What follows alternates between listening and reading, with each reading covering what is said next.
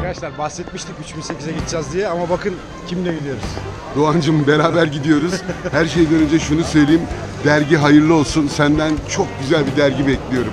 Eyvallah. İlk sayısını heyecanla bekliyoruz. Ama eminim çok güzel yapacaksın. Eyvallah abi. Bu işin babasıyla gidiyoruz. Estağfurullah ya. Estağfurullah. Bizim Haddiniz değil. otopark takipçilerine bir şey diyeceğim abi. Abi hepsi otomobil meraklısı olduğu için aynı kafadayız. Hepsine çok selamlar, saygılar ve sevgiler. Eyvallah. Teşekkür ederim.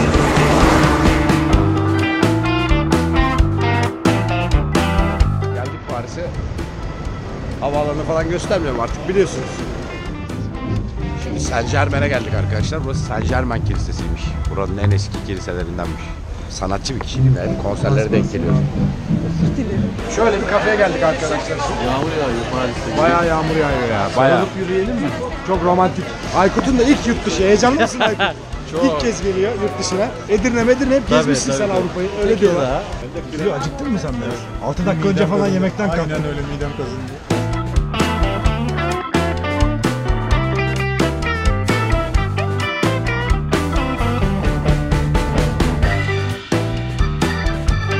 Vallahi otel 1900'lerden kalma. Bizim evin anahtarından da eski anahtarı.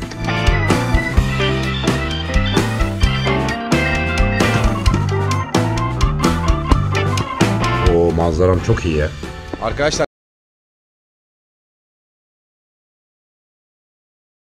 biz de onlardan işte birkaçıyız. Garip bir ismi var buranın. O yüzden İpek söyleyecek ismi. İpek ne buranın ismi? Parc des Expositions. Pahtise Pozisyon. Parc des Expositions. Pahtise Pozisyon. Günaydın bu arada. Gene geldik İpek'teyiz. Göreceğiz 308'i. Gelin içeri bakalım. Fransızcamı bir geliştiremedim ya. Böyle şimdi burası dolacak herhalde full değil mi? 300 kişi bekliyoruz. Milli maç gibi ya. Hatırlıyorsun. Hatırlamaz mıyım ya? Hello. How are you? Good to see you again. iCockpit'i hatırlıyorsunuz. Bu da ilk iCockpit'i göreceğimiz otomobil olacak canlı. Kullanmayacağız otomobili maalesef. Daha sonra Paris Otomobil Fuarı'nda ilk kez halka da tanıtılacak. Et le premier projet dont j'ai suivi la conception de A, ce projet a focalisé la conviction et l'engagement. L'orientation donnée au projet a été de jouer la carte de l'attractivité.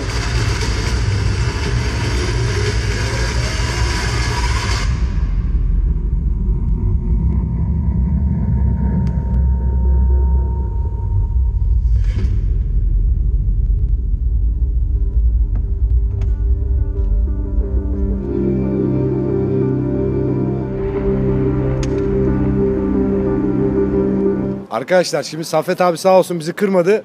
3008'i beraber anlatacağız. Çok sağ ol abi. Seni kırmak mümkün mü? Öncelikle Doğan yeni derginde Top Gear'de sana çok güzel bir gelecek diliyorum. Eyvallah. Eminim çok güzel bir dergi yapacaksın. Heyecanla bekliyoruz. Eyvallah. Haziran'da bayideyiz. İnşallah Eyvallah bekliyoruz. abi. Beğendin mi abi arabayı? Gerçekten çok beğendim. Şöyle söyleyeyim, 3008 eskisiyle yenisini karşılaştırdığında yani hiçbir bağlantısı yok. Çok gelişmiş bir otomobil. Şöyle, tabii ne yapmaya çalıştıklarını düşündüm. Burada da birkaç tane Peugeot'un tasarımcısıyla ve yapan, emeği geçen insanlarla konuştuk. Bir otomobili geliştirme konusunu şimdi bizim seninle burada konuşmamız lazım. Eski 3008'e bak, bir de buna bak. Çok gelişmiş bir otomobil. Eski 3008'in hiçbir şeyi bununla rekabet edemeyecek şekilde. Mühendislik açısından baktığında boyutsal olarak piyasa ne istiyor? Şimdi SUV'ler biliyorsun son 2,5-3 senedir pazarda 2,5 katına çıktı satışları.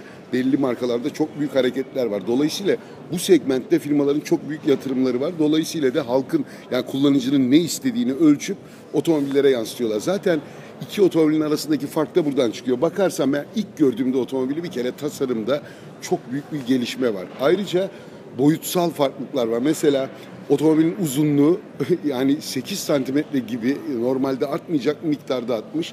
Gene de C segmenti işte 4,5 metrenin altında 4,45 8 santimetre artış. Tabi bu artı otomobilin yüksekliğini sabit tutmuşlar ama dikkat et aks mesafesinde. Şu an sınıfındaki en uzun aks mesafesi bunda var şu anda. 2,68 falan yani 2,70'e yakın evet. Bir aks mesafesi. Şimdi Doğan bunları böyle söylüyoruz da aks mesafesi genişledi, işte uzunluğu genişledi. Bunlar arkasında ne var onu anlatmak lazım. Çünkü tasarımcılarla bunu boyutsal olarak tasarlayan insanlar ki çünkü bir kısmı bunların daha teknik, bir kısmı daha estetikçiler. Tamam, baktığında otomobile ne tip faydası var? Mesela bagajda bir öncekine göre arkadaşlar söylüyorlar 90 litre 90 çok büyük bir rakam. Büyük fark abi. Büyük bir fark var. Ama ne diyoruz? Şu an işte 520 hani litre bagaj var burada. bir de şu var. SUV. İngilizceden Türkçe'ye gelen bir laf. Yani çok amaçlı kullanılabilecek bir otomobil. Hem şehir içinde hem şehir dışında. Hatta biraz yol dışında da. Tabii o özellikleri otomobilin içinde bulundurabilmesi için işte yeni yapılan çalışma tamamen o yönde. Dikkat et, çok dik bir oturma pozisyonu. Evet. Otomobilin yüksekliği arttırılmış. 22 santimetrelik bir yerden yükseklik var. Dolayısıyla adam yani şehir içinden sonra dışında da dolaşabiliyor. Hatta işte yaklaşma açısı 20 dereceye ayarlanmış. Arkada 30 derece. Yani biraz engelli yollardan da gidebilecek şekilde. Tabii. SUV'de insanların içeride daha ferah olması lazım. Onun için bakıyorsun işte arka tarafta mesela 25 milimetrelik bir diz mesafesinde artış, uzunluğu arttı ya otomobilin aks mesafesi. Onun dışında omuz mesafesinde yaklaşık 2 santimetrelik bir artış. Arkada kafa mesafesinde 4 santimetrelik bir artış. Yani otomobilin içinde müthiş bir ferahlama var. Onun dışında çok kısa kesiyorum ama bu biraz önce söylediğimiz çok amaçlı kullanımına paralel olarak acayip tasarım değişiklikleri var otomobilde. Çok daha sert. Eski 3008'e baksan yani bunun yanında çok geride bir otomobil. Hiç konuşmayalım bile. 2009'da üretilmiş. Aynen, o zamanlarda... ama 2009'da üretilip de hala müthiş devam eden otomobiller de var. Onlar da var. Bu bayağı çağ atlamış. Çağ atlamış. Aynen, bakıyorsun işte koruma, hani SUV tarzını vurgulayan teker kenarlarından gelen mat plastik parçalara dikkatini çekerim. Kapının altından devam ediyor. Ön tekerden devam ediyor. Önde karter muhafazaya bağlamış falan. Ön tasarım da çok güzel ama çok abi. Güzel. Bu küt yaklaşım 508'de başladı ilk. Aynen. 2008'de devam etti. Şimdi burada da görüyoruz ama çok şık görünüyor. Tabii biraz önce söylediğimiz boyutsal şeye baktığında otomobil ilk hani çıktı ya, çünkü kullanamıyoruz otomobili. Şu anda otomobili sadece tasarımını konuşabiliyoruz. Bir kere kaput uzamış. Yani yine bir öncekine bak, daracık bir kaput vardır, uzun. Şimdi bakıyorum mesela teker merkezlerinden geride kaputun bitişi. Teker merkezlerinden kaputun gerisine o ölçüsel olarak geldiğinde ön kaput abi iş değişiyor. Ben sana söyleyeyim. Başka bir tasarım oluyor. Direkt yani üstündeki tasarımı boş ver. Kaputu uzat bir otomobilde, hemen Roadster'e doğru, kupeye doğru. Yani kaput uzatma zaten son 200 senedir bütün firmalarda çok ciddi kullanılan bir tasarım özelliği. Baktığın zaman tabii daha sportif bir görüntü sağlıyor. Ayrıca işte farı bölmüş, tampon farın içine giriyor. Onun dışında havalandırmalar büyümüş. Bir de yüksek tutmuşlar Doğan. Yani şu kaput yüksekliği daha kaslı ve güçlü görünüyor burada. Biraz önce senin söylediğin gibi yüksek tuttuğu zaman burayı daha dik indirebiliyor. Dolayısıyla agresif bir görüntü. Arkayı beğendin mi abi? Gidelim. Arkayı çok beğendim. Hadi gel gidelim. Arkada tabii daha sert hatlar söz konusu. Farın yanından çıkan düzey, yani düzlem buraya kadar devam ediyor ve yani bir kere tavanın geliş eğimi, biraz önce söylediğimiz yine fonksiyonel olarak otomobilin yol dışında da kullanılabilme kapasitesi veya çeşitli spor faaliyetlerinde mesela üstünde yani spor faaliyetlerinde kullanılma altyapısından rayları koymuş. Rayların üstünde mesela bisikletti, sörftü falan. Sörf tahtası, aynen. kayak bordu, her şeyi bağlar. Aynen, hani biraz önce söylediğimiz fonksiyonu tamamlamak için. Onun dışında baktığında çok sert çizgiler ve paralel çizgiler var. Abi dikkat et bak. Cam, yani spoilerin üst tarafı geliyor. Paralel ve sert yüzeyler. Anlatabiliyor muyum? Bu otomobilin arkadan genişliğini vurguluyor. Artı stoplar burada 3 boyutlu otomobilin. Aslan pençesi aynen. stilinde çok güzel görünüyor. Aynen, artı otomobilin tasarımına da katılıyor stoplar. Sadece stop gibi değil. 3-4 sene önce yumuşuyordu abi. Hatlar şimdi keskinleşmeye başladı. Ben bu tasarımı daha çok seviyorum. Tabii arkadan çok hoş görünüyor, onu sana söyleyeyim. Yani dolayısıyla çok büyük çağ atlamış. Buradayken bagajı da açalım. Bir bagajı var. Yani bagaj, ama şimdi bagajı açınca mesela Peugeot'un yaklaşımı nerede hoşuma gitti? Biraz önce ürün müdürü bir hanımefendi vardı. Şu bagajı açtı, içinden bir tane elektrikli scooter çıkarttı. Abi bayılıyorum böyle şeylere, inan bana. Ve onu sonradan konuştuk. Bir de elektrikli bisiklet varmış, biliyor musun? Bu stepnenin yerine giren katlanabilir elektrik bisiklet. Adam yani artık abi şehirlerde, megapollerde fena trafik var. Yani bir yere kadar gidiyorsun, ondan sonrasında problem. Böyle şeyler olacak artık. Günlük hayatımıza girecek. Hadi adam metroya scooter alsa, küçücük elektrikli scooter, yani toplasam dışarıdan 10 kilometrede menzili varmış. Mesela ama yani 2 kiloluk falan bir şey yok. Ben bayılıyorum abi. Bisiklet falan test yapmıştın, hatırlıyorum. Yapmıştık ama şimdi yani İstanbul'da da çok çalışır ya bu. Yani inan bana Doğancığım, mesela bir yere gittin, Nişantaşı'nda sizin semtte bir yere gittin, arabayı park ettin, edebiliyorsan o da ve uzağa edebiliyorsun. Atla ondan sonra skutura, elektrikli bisikletine devam et. Kafeye git, toplantına git. Bence otomobilin içine hani abi hepimizde sıkıntı. Mesela bir skuter alsam veya bisiklet alsam arka koltuğu yatıracağım, buraya koyacağım. Bunda tık yeri hazır. Yani Yani öyle bazı bir durumda insanlar da için- bunun koltuklara yatırdığın zaman 3 metrelik mesafesi de var. Tabii, o Çok ayrı iyi bir konu. mesafe O ayrı yani. konu O da ama iyi. otomobilde bu hazırlığın olması, bu Müthiş bir scooter şey. hazırlığının ve Müthiş elektrikli bir şey. bisiklet hazırlığının müthiş bir avantaj. Ben mesela hiç kendi fikrimi katmam otomobili değerlendirirken. Özelliklerini söylerim. İnsanların kimi beğenir, kimi beğenmez. Ama bunda mesela bu özellik çok hoşuma Hoşuna gitti. gitti. Ya çünkü çok güzel düşünülmüş bir şey. Eyvallah abi. Bir de içine bakalım mı abi Hadi kısa? gel bakalım. Hadi. iCockpit'i zaten hatırlıyorsunuz arkadaşlar. Tanıtmıştık. Bir de Saffet abinin Bunu gözünden da sen bir anlat bakalım. bakayım Doğancığım. Anlatayım abi. Biz bunu gördük abi. 2 hafta önce gördük iCockpit'i. Yeni Hakikaten tanıttılar. çok güzel Şu anda ilk defa bir otomobilde görüyoruz yani. Gerçek bir otomobilde görüyoruz. Bir kere direksiyon çok iyi olmuş. Şunu aslında en baştan beri yapmalılardı. Doğru söylüyorsun. Yani şu üstünü kesmeleri çok güzel Çok olmuş kompakt abi. bir direksiyon ve Müthiş seni çok görünüyor. rahatlatıyor Evet, orada. evet Sürücünün iniş çıkışını falan anormal rahatlatıyor. Çok iyi görünüyor. Bir de şu piyano tuşları çok hoşuma gitti. En çok hoşuma giden yerlerden biri bu. Bir de şu kumaş abi. Bunu kumaş. fazla görmüyoruz otomobillerde ama bence kullanılmalı ve güzel de duruyor. Bir de Doğan yani şu bütünlük bak mesela buradan gelirken yüzeylere dikkat et. Anlatabiliyor muyum? Ve krom parçaların plastikle entegrasyonuna bunlar çok önemli.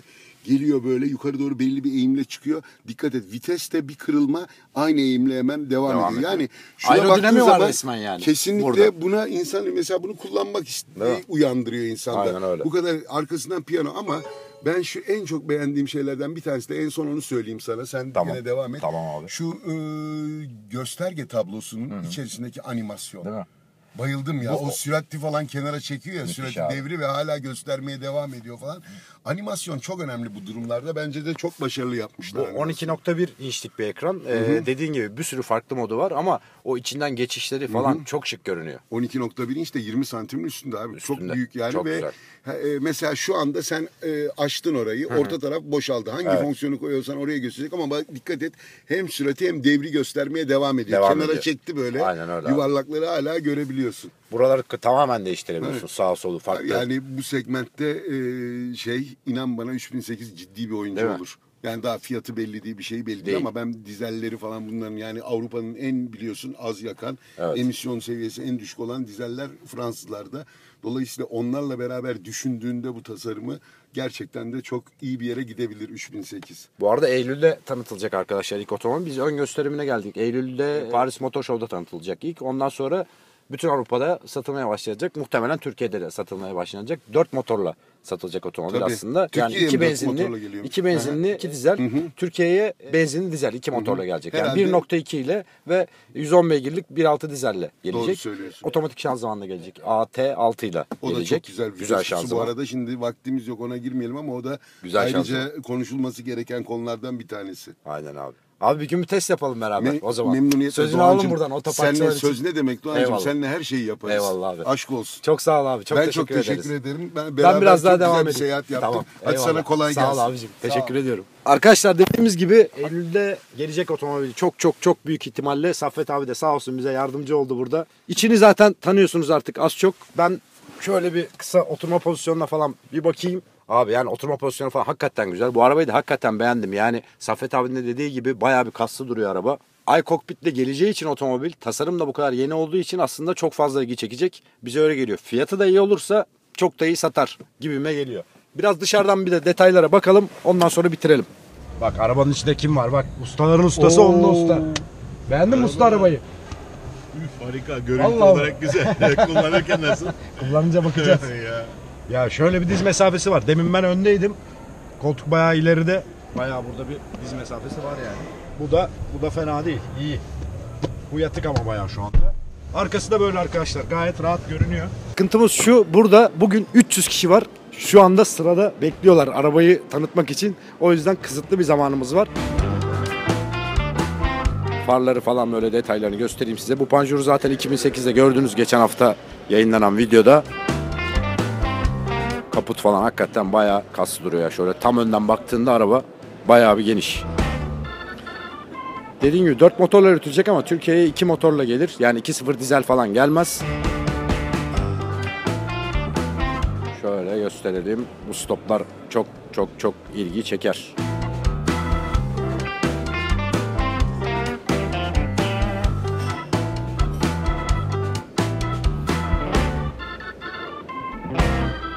Dediğim gibi sırada insanlar bekliyor maalesef. Bahsetmediğimiz şeyler varsa da onu da yazıda ya da videoya bilgiler girerek devam ederiz. Görüşmek üzere arkadaşlar. Beğenmeyi, yorum yapmayı unutmayın.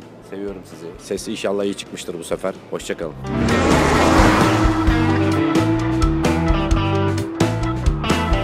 Hacı sonra seslendirmeye geliriz bu programa. Sen şöyle gel istiyorsan. İzleyici var ya. Çok heyecanlandım. Gel gel. Böyle mi geliyor? Ha, sen boy mu görüyor lan bu? Sen boy mu görüyor? İyi, güzel abi. Tamam.